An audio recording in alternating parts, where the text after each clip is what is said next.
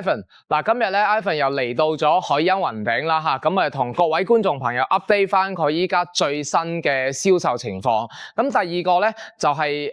當時我係9月27號早上就過嚟拍呢條片噶啦嚇，咁啊可以講係成個 YouTube 上邊咧最早一個拍片嘅一個博主嚇。咁啊就當時咧係拍得比較匆促咗少少嘅，冇同各位觀眾朋友講翻話，雲頂點解會突然間大劈價啦？咁啊仲有佢劈價背後會唔會有啲咩風險嘅因素？咁當時拍得比較匆促咗少少，就冇詳細講嘅。咁啊今日咧趁住國慶都相對得閒嘅，咁啊就同各位觀眾朋友 update 翻嘅。費事俾人講話，Ivan 係無良中介啦嚇，連啲咁嘅盤都推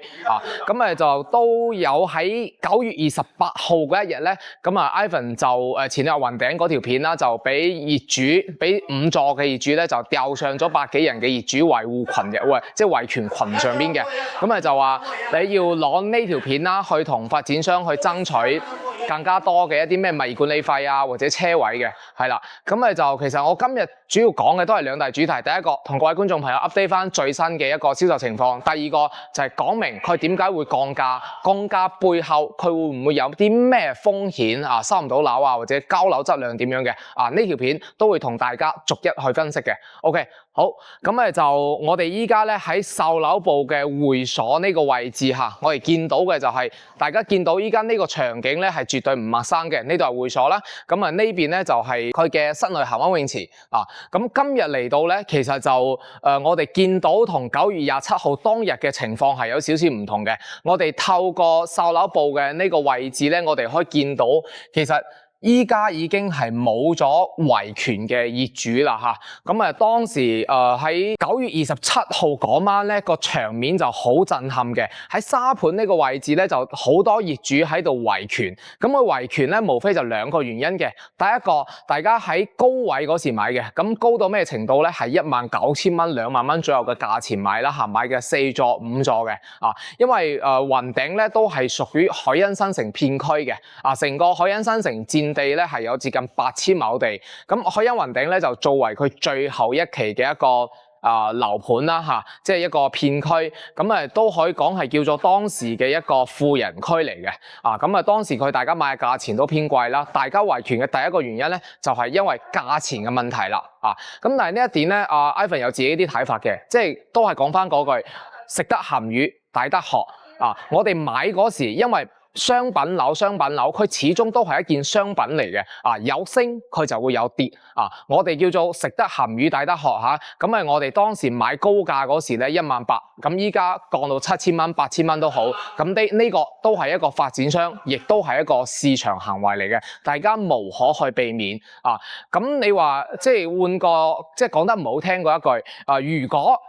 你當時買嘅2萬蚊升到4萬蚊，你會唔會退翻2萬蚊嘅差價俾發展商啊？唔會噶嘛，係咪先？所以我哋既然當時喺高位買嗰時咧，我哋就要接受呢個波動啦包括 Ivan 自己都係一個受害者噶。當時我哋買樓嗰時最高位2萬零蚊買嘅博愛路片區，但係當下咧都係1萬蚊出頭，咁呢啲冇辦法噶喎，係咪先？咁第二個維權嘅原因係咩咧？就係當時講嘅係一個交樓標準嘅問題，即係佢依家啲業主咧會覺得交樓嘅質素非常之差啦有牆體裂縫有漏水等等嘅情況，咁就揾到物業管理之後咧，物業管理呢邊咧係唔做去處理嘅咁無非係呢2個問題，但係我相信大多數嘅原因肯定係因為價格嘅問題嘅價格嘅問題。OK， 因為雅居樂嘅即係唔係話我賣花讚花香，雅居樂嘅物業管理不嬲都係比較好嘅包括早前嘅一個海欣新城入邊舊嘅一期啦，佢所有嘅物業管理都非常之好，包括我哋所知嘅澳豐天譽都係用緊雅生活、雅居樂嘅一個物業管理公司，咁我哋見到其實佢物業係肯定唔差嘅，就應該係冇想象中講得咁誇張。OK， 咁呢個就係業主維權嘅問題啦咁但係我哋見到今日咧係10月1號國慶節嘅下晝15點20分，即係3點20分啦，我哋見到成個售樓部全部都係客嚟嘅就冇維權嘅一啲業主啦。咁應該係我諗係發展商同業主喺度進行緊周旋啦嚇，咁啊傾緊呢個問題點樣去解決，亦都係作為一個早期支持雅居樂呢個發展商嘅一個業主一個補償吧，可以咁講嚇。咁好啦，咁啊第二個咧就講翻佢依家目前最新嘅一個銷售情況啊。9月27號、28號推嘅係邊兩座咧？係3座嘅單位啊。當時嘅價錢係點樣咧？我轉頭會叫阿 Suki 將最後嘅一個價單發上去俾各位觀眾朋友，你哋可以慢慢參考啊。咁啊3座咧可以講係成個海欣雲頂嘅樓王單位啦嚇，佢係又唔扣路邊嘅喎，即係佢唔係1、2、4座靠南外環嘅，佢係反而係中間呢一座我哋而家見到嘅。咁相對嚟講，佢靠內園、靠山景啊、靠山邊嘅，咁佢相對嚟講住起身會更加安靜、更加舒服啦嚇。咁啊，佢嘅價錢咧最貴嘅都只不過係8000蚊啊。去到晚黑推嘅第2波單位嗰時咧，咁啊發展商係做咗一少少嘅升價嘅，咁啊平均升價嘅幅度咧就大概300蚊到500蚊一平嘅，咁總價上邊咧會比早上推嘅單位咧貴大概3到5萬蚊嘅一個價錢，5萬蚊左右啦，啊，咁啊對於一個142方又好，或者對於一個119方都好，都係大積嘅單位，咁升個3萬、5萬、6萬。大家都可以接受嘅啊。好啦，咁誒就去到當下，依家3座嘅單位咧就全部沽空晒啦啊！包括當晚 Ivan 12點幾鐘仲喺售樓部呢度幫我哋嘅準業主去搶單位嘅，但係都搶唔到。啊，搶咗一套嘅啫，其他都搶唔到。依家我哋等緊嘅可能就要等緊後邊嘅17座嘅單位，或者係依家自己可以去接受1座靠路邊嘅單位啦嚇。OK， 咁啊第二個就係當下發展商賣緊係邊一座咧？賣緊1座嘅單位，咁1座係2梯5伙嘅啊，2梯5伙，咁誒就佢係賣緊3個積啦，130平05單位，靠南外環係最嘈嗰個啦。啊，咁就仲有119啦，仲有105，總共係3個積數嘅單位。咁當然，如果係可以接受到細積105平嘅單位咧，咁係 OK 嘅，因為佢都係靠入邊啦，靠內園嘅。咁啊，景觀啊，或者係佢嘅噪音情況影響咧，都相對會夠細少少嘅。但係佢價錢都貴咗嘅，啊，8188，但係佢係清水樓嚟嘅。係啦，咁啊有啲買家肯定係接受唔到啦嚇。點解3座咁靚嘅單位、咁靚嘅樓王位置，佢先賣緊7000幾蚊？但係依家你焗住我去接受買8188嘅一個單位，仲要係清水嘅，咁大多數嘅買家咧係接受唔到嘅。所以依家1座咧仲有單位可以揀嘅，就睇下自己點樣去選擇啦嚇。咁呢個就係依家最新嘅一個情況。轉頭我哋都會去上到去1座，咁啊實測各位即係每一個單位嘅一啲實際情況啦，咁啊各位觀眾朋友都可以睇得清晰啲，佢嘅噪音影響會有幾大啦嚇，咁佢如果係105單位咧，105平嘅單位咧，佢入邊嘅一啲景觀係咪會相對好啲嘅 ？OK， 咁去到第3個啦，如果我哋話我1座嘅單位咧，我都接受唔到啦 ，OK， 咁我哋不介意嘅話就再等一等，因為後邊嚟緊嘅我哋見到佢依家17座咧都起咗有接近一半多少少嘅一個進度㗎啦，啊，咁願意等嘅朋友咧，咁可以等下17座、16座、15座、14座，相信佢到時推出嚟嘅價錢咧都唔會話太貴嘅，啊，但係我哋需要去等。有興趣嘅朋友咁啊可以打電話俾 Ivan 或者係掃描上方 QR code 啦，咁啊聯絡到 Ivan， 大家深入交流下呢個樓盤嘅一啲最新情況。啊，包括我發咗第1條片之後咧，到依家入客大概都幾多下嘅，都幾多客戶喺度諮詢緊 Ivan。咁啊，亦都多謝各位客戶朋友嘅一個信任啦嚇，即係佢哋同我講話，喂 Ivan， 你即刻過去現場幫我排隊搶單位，如果有嘅話，我即刻可以轉錢俾你嘅。啊，多謝各位買飯班主嘅一個信任嚇，咁啊 Ivan 會繼續努力去更新片啊，更新啲最新嘅情況俾到各位觀眾朋友知道嘅。OK， 咁好啦，咁啊嚟到第4個啦，我同各位觀眾朋友講下雅居樂點解突然間會降價降成咁嘅情況？我哋邊行邊講啦嚇。點解會突然間降價降到咁犀利？可以講話叫做雅居樂佢係冇點講咧？叫做冇李嘉誠嘅命，但係得咗李嘉誠嘅病啊！佢好中意囤地嘅，咁啊囤下，並且佢依家因為依家中國嘅房地產咧就唔係曾經嘅一個增量時代啦，依家係叫做存量時代，大家都喺度去庫存。咁雅居樂佢早前囤嘅地咧，基本都係一啲3線啊、4線嘅一啲旅遊用地啦，或者偏遠郊區嘅地。咁喺當下房地產市場下行嘅時候咧，咁呢啲樓盤咧個去貨肯定係好一般嘅。咁造成咗雅居樂嘅話，佢嘅資金壓力就非常之大嘅。咁好啦，呢個咧點講咧就係雲頂我哋捉晒少少，就係雅居樂依家出現咗係非常之嚴重嘅一個資金問題啦。所以佢要快速嘅回籠資金。好，咁我哋再縮細翻，就講翻雲頂呢度嘅問題。依家海欣雲頂咧就已經入咗政府嘅叫做交樓白名單入邊，保交樓嚇。咁相信呢個樓盤收樓係絕對冇問題嘅。但係我哋要記住就係政府只不過係保交樓，唔保質量啊。咁就收樓肯定係絕對冇問題嘅。但係如果我哋收完樓之後，會唔會有啲叫做品質嘅問題啦？咁呢樣嘢咧，大家就慢慢睇下，肯定多多少少會有啲嘅。所以呢個點講咧，叫做又係講翻嗰個食得鹹魚抵得渴我哋7000零蚊、8000蚊買咁嘅地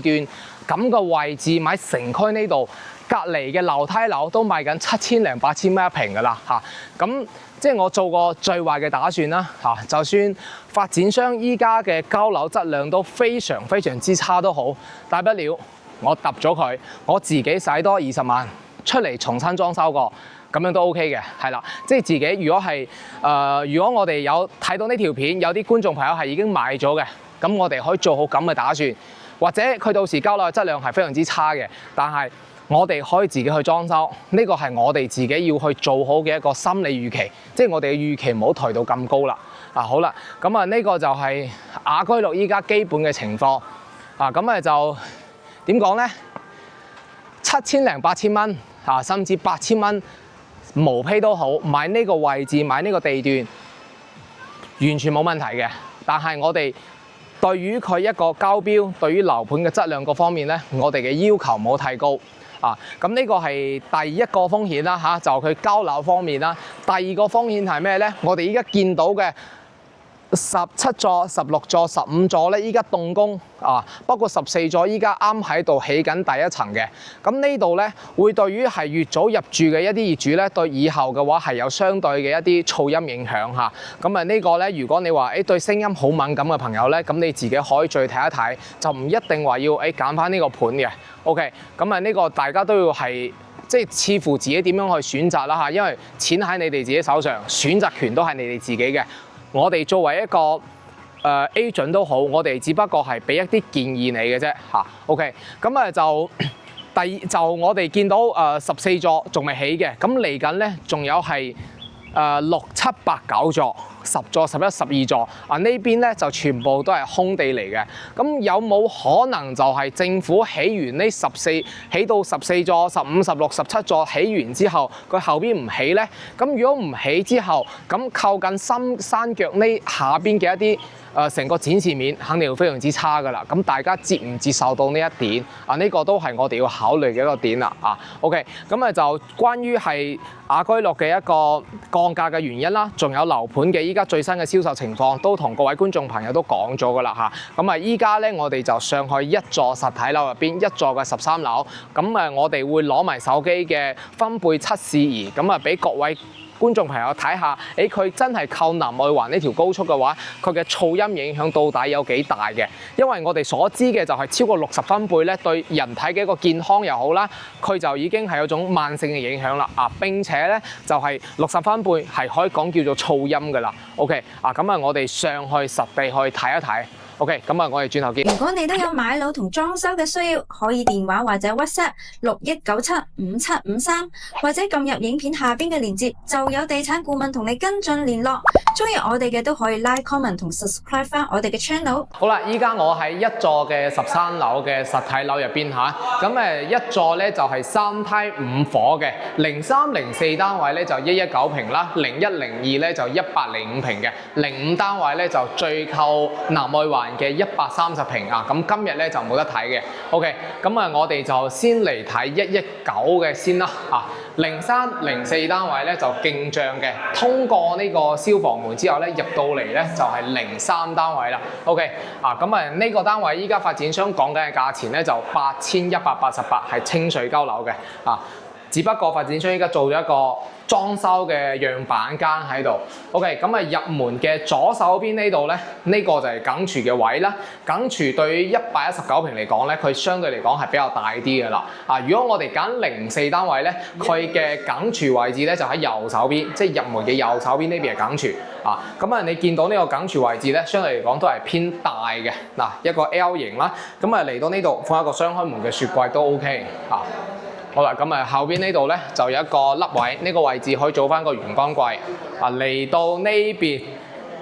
飯廳嘅位置，呢個119嘅話係同3座嘅119咧係一樣嘅，格局都一模一樣，改善型嘅大三房。通過飯廳呢度行翻出嚟呢個位置就生活露台啦。咁生活露台嘅話係會望到後邊嘅14、15、16嘅一個樓景啦，跟住仲有下邊我哋會見到二期依家其實佢嘅施工進度都好快嘅。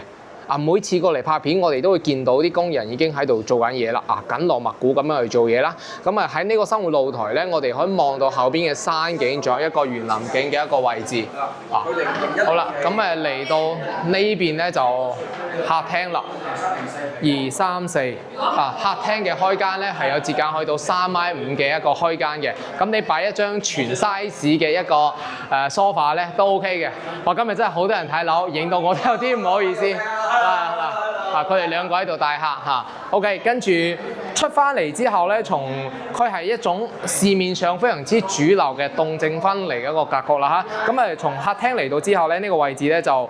走廊即係嗰個露台我哋睇到成個露台嘅長度咧都非常之長嘅。包括Suki 依家企緊後邊個位置咧，一個凹位，呢個位置咧，你可以做翻一個收納櫃喺度 OK 嘅。特別係如果中意封窗嘅買家啦呢個位置非常之好用嘅呢個位置。成個露台嘅話係贈送咗一半面積，目測嘅話大概係有去到7個平方。OK， 入到嚟呢個位置，我哋可以睇翻客廁。客廁，首先我哋睇企缸位，裝修細唔細心咧，又睇翻呢個位置啦。呢度咧佢冇單獨做一個一高一低嘅下水啦，並且成個企缸位置咧冇做防滑嘅。咁依家我哋見到成個膠標嘅話，其實就係3座嘅膠標嚟嘅。咁你見到馬桶嘅位置都 OK 啦。呢個位置你就算閂門嘅話，你都唔會話感覺到呢個腳會俾呢個門筒擋住咗嘅。呢個客廁嘅位置都偏大。嚟到呢個長者房啦長者房就大概都係12、13平咁樣。你擺一張 Queen size 嘅床啦，呢邊做埋櫃，3邊落床都 OK 嘅。即係對於119平，佢每一間房肯定係偏大。如果屋企係有老人家去要休息嘅情況下咧，咁呢邊我哋可以做一半嘅風窗。呢個位置咧啱好就會有一個位置可以俾老人家去睇下書睇下報紙。呢一邊嘅話咧，屬於係偏西南向。我哋會見到依家呢個3點鐘嘅時間段咧，個太陽係差唔多直曬到屋企嘅，但係唔會話曬得好嚴重，因為前邊咧有一座酒店去擋住咗嘅，係啦。03單位我哋見到喺呢度咧，佢係比較近住樓下呢度咧。呢度行翻出去咧就小區嘅大門口嚟㗎啦。往呢條路直落去咧就去到淘金街啦。一條斜坡咁樣行落去就淘金街。我哋見到依家呢成個山體咧，佢都做好防護措施啦。其實喺03、04單位，我哋去到18樓打上啦20樓上邊嘅 view 咧都相對唔錯嘅，因為可以望到一線嘅一啲山景離路邊咧相對都有一段距離，即係你唔會感覺到有噪音嘅影響OK， 我哋入翻嚟呢邊再睇翻另外嘅呢間房咧，就叫做兒童房嘅。兒童房呢個積數咧都唔係話特別細，即係兒童房，而且佢每一個飄窗位置咧，全部都拆咗佢嘅。咁我哋嘅實用性就會更加高啲嘅。佢甚至喺設計嗰時咧，呢間兒童房都可以做到3邊落床。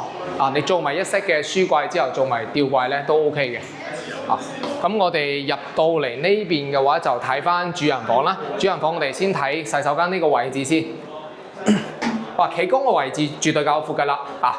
呢個位置可以放一個細嘅浴缸位都 OK 啦嚇，係啦。跟住就呢個位置都夠用嘅，119平改善型嘅3房，哇！呢個小朋友好得意，係啦。跟住呢個門咧就啱好係即係對住呢個位置行呢一邊。好，咁嚟到呢個主人房呢個位置啦嚇，瞓覺嘅區域你感覺到佢係好大嘅。你可以放到一張2.2米嘅床啦，甚至喺呢個床尾靠牆呢個位置可以放翻張 sofa。咁瞓覺嗰時兩公婆可以傾下偈啊咁樣飄窗位全部都係發展商已經搭好晒啦，就全贈送嘅。嚟到呢邊呢個咧呢度可以做翻一 set 嘅衣櫃啦。咁成個雲頂呢度咧，佢主要係做改善型嘅最細嘅面積咧就105平。咁依家我哋睇緊119平，咁計翻嘅總價咧其實都唔算話太貴嘅8188乘於119，呢個單位總價咧就係97萬幾。清水單位嘅，係啦，咁喺呢度頭先咧係冇用分貝儀同各位觀眾朋友去測試嘅，咁我感覺上大概係50分貝左右，微過60嘅，因為個噪音面控實在即係比較細啲嘅。但係每一個人對一個聲音嘅即係個敏感程度都唔同最好如果係真係有興趣嘅朋友咧，咁可以約翻 Ivan 過嚟實地睇一睇，自己去感受下。OK， 好，咁依家我哋去睇翻105平嘅單位。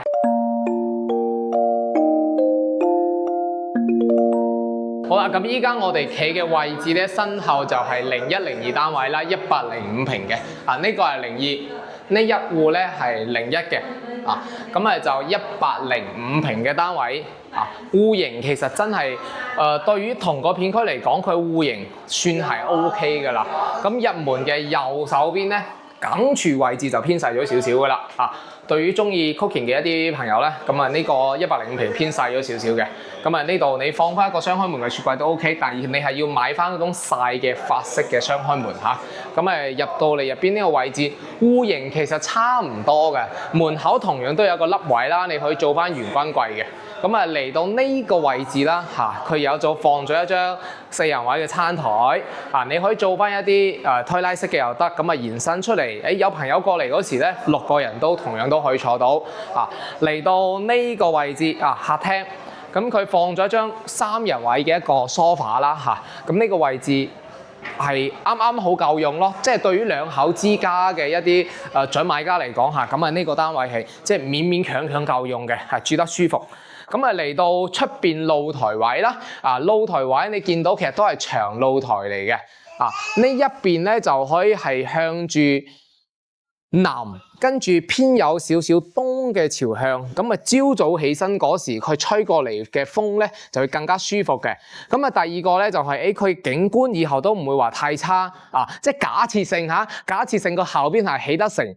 咁包括我哋見到依家嘅所有啲地盤啦，就全部起晒做晒綠化之後咧，咁105平嘅景係好靚嘅，然後可以望山景啦，最高層少少，其實佢前邊已經係完全冇遮擋噶啦你見到保利林雨再過去前面白色嗰度3座嘢，再過去嗰邊咧就已經係高速公路嚟㗎啦咁個景觀係完全好開闊嘅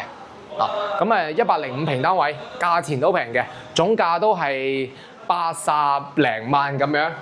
咁呢間咧就長者房啦，大家見到擺咗家私之後咧會更加具體少少嘅。呢張床咧就1.5米嘅床3邊落位啦後邊都做咗一 set 嘅一個定制櫃，到頂嘅櫃。咁但係你見到佢個位置都偏闊咗少少嘅，呢啲過渡位置啦。咁除咗電視呢度係偏細咗啲嘅嚟到呢邊。就做咗一個係2段式嘅洗手間同樣都係乾濕分離啦，企缸位置嘅呢個係清水交流喎。咁我哋見到嘅呢個只不過發展商做嘅啫洗手間會偏細咗少少，你如果關門嘅話係會頂住隻腳嘅，但係105平算係咁噶啦嚟到呢度呢間兒童房咧就偏細咗少少嘅。做榻榻米嘅床啦，咁呢一邊咧可以做一個類似 L 型嘅咁嘅櫃嘅，或者係咁樣放都 OK，兩邊點樣擺都即係會爭少少嘅，會爭翻少少。入嚟呢個位置，主人房嘅感覺呢個位置係會有些少細嘅，特別呢度大概嘥咗4個平方啦3-4個平方。咁入到嚟呢個位置啦，就洗手間企缸位置都 OK 嘅，都夠闊嘅嚇。咁呢個洗手盆啦，呢個馬桶咁樣坐喺度，咁呢個位置咧又 OK 喎嚇，即係佢又唔會話太細，唔會太大，但係佢呢個位置咧係真係會有些少浪費嘅。嚟到呢邊我哋見到佢放咗一張 Queen size 嘅大床之後咧。靚嘅點，雲頂令我比較欣慰嘅一點咧，就係佢嘅飄窗呢個位置咧，就全部都可以拆咗佢啦。咁三邊落床，做埋一式衣櫃之後咧，咁呢個位置咧放翻個電視，晚黑喺度睇，即係睇電視啊，睇翻 YouTube 啊，煲下劇咁呢個位置個距離相對嚟講話 OK 少少嘅，都係一個要詬病嘅問題，就係呢個位置有啲浪費。係啦，咁就呢期影片都差唔多結束㗎啦同大家講翻海茵雲頂降價嘅情況，我哋需要避免嘅問題咁第二個咧就都講咗依家最新嘅一啲銷售情況嚟緊我相信發展商應該都會有一啲收埋名嘅單位，如果有興趣嘅觀眾朋友一定要打電話 call Ivan 或者係掃描上方嘅 QR code， 咁揾到 Ivan 啦，大家深入交流下甚至係有啲好詳細嘅一啲價單啦，仲有成個樓盤最具體少少嘅分析咧，咁都可以揾 Ivan 大家交流下。OK， 咁就Ivan 咧都係好真誠同大家 share 翻啲關於樓盤嘅一啲見解，都唔想話大家抱住一種真係哇市場咁好喎，係咪突然間係咪真係火爆咗一窩蜂衝過去，但係到時收樓各方面嘅質量覺得係 Ivan 嘅問題，咁我就唔想話會有啲咁嘅情況出現嘅大家都係即係揾錢都唔容易，真心交個朋友啫優點同缺點都會同各位觀眾朋友分享到嘅咁我哋呢期影片到呢度啦有問題嘅觀眾朋友咧，咁可以喺評論區留言啦咁因為今日人比較多，咁 Ivan 都好少話咁多人喺度拍片嘅。OK， 咁我哋呢期影片到呢度，下期再見，拜拜。